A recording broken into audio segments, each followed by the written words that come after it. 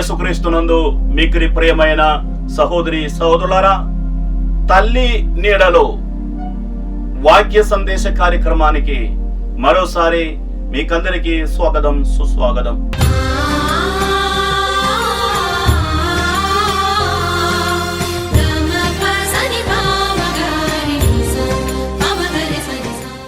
తల్లి మరియమ్మకు ప్రత్యేకంగా అంకితం చేయబడిన నెల మే నెల. ఈ నెలలో తల్లి మరియమ్మ జీవితంలో వెలిసినటువంటి గొప్ప గుణాలను మనం ధ్యానించుకుంటూ ఉంటాము. అందులో భాగంగా ఈరోజు తల్లి మరియమ్మ మనకు ఎలా తల్లి అవుతారో అనే అంశం గురించి మనం ధ్యానించుకుందాం. కొందరు భావిస్తూ ఉంటారు, క్రైస్తవులు ముఖ్యంగా కథోలిక విశ్వాసులు తల్లి మరియమ్మను స్వయంగా తల్లిగా ప్రకటించుకున్నారు అని. కానీ నిజం అలా కాదు. తల్లి మరియమ్మను యేసు ప్రభువే తన శిష్యులకు తల్లిగా దయచేశారు. యోహాను సువార్త 19వ అధ్యాయం 26-27 వాక్యాల్లో తల్లి మరియమ్మను చూసి యేసు ప్రభు చెప్పారు, ఇదిగో నీ కుమారుడు. ప్రియ శిష్యుని చూసి యేసు ప్రభు చెప్పారు, ఇదిగో నీ తల్లి. ఈ విధముగా తల్లి మరియమ్మను ప్రియ శిష్యునికి, ప్రియ శిష్యుని తల్లి మరియమ్మకు యేసు ప్రభువు అప్పగించారు. ఆ గడియ నుండి తల్లి మరియమ్మను ప్రియ శిష్యుడు తన ఇంటికి తీసుకుని వెళ్ళాడు.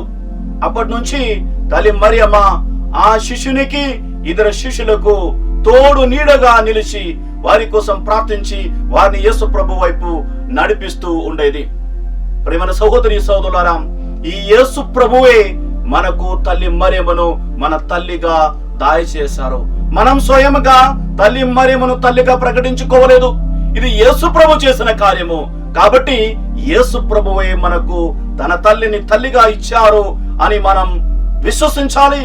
కావున ఆ మరియమ్మను మన తల్లిగా స్వీకరించడంలో ఎంత మాత్రము మనకు అనుమానం అక్కరలేదు. తల్లి మరియమ్మను మన ఇంటికి మనం తీసుకుని వెళ్ళాలి. ఆ తల్లి మన కుటుంబంలో తల్లిగా ఉంటే మనకు ఏ లోటుపాట్లు ఉండవు. ఇంతకు ముందు మనం ధ్యానించుకున్నాం, కానా పల్లెలో ద్రాక్షారసం అయిపోయినప్పుడు ఆ కుటుంబానికి తల్లి మరియమ్మ సహాయం చేసింది. తల్లి మరియమ్మ మన కుటుంబంలో ఉంటే ఆ తల్లి మనకు సహాయం చేస్తుంది. మన కుటుంబానికి ఎటువంటి లోటుపాట్లు లేకుండా ఈ తల్లి మన కోసం ప్రార్థిస్తూ ఉంటుంది. కావున యేసు ప్రభువు మనకు ఇచ్చినటువంటి తల్లిని గౌరవంతో మనం స్వీకరిద్దాం, ప్రేమపూర్వకంగా స్వీకరిద్దాం. ఆ తల్లి మధ్యవర్తిత్వం ద్వారా ప్రార్థిద్దాం. దేవుడు మనలను ధారాళంగా దీవించును గాక.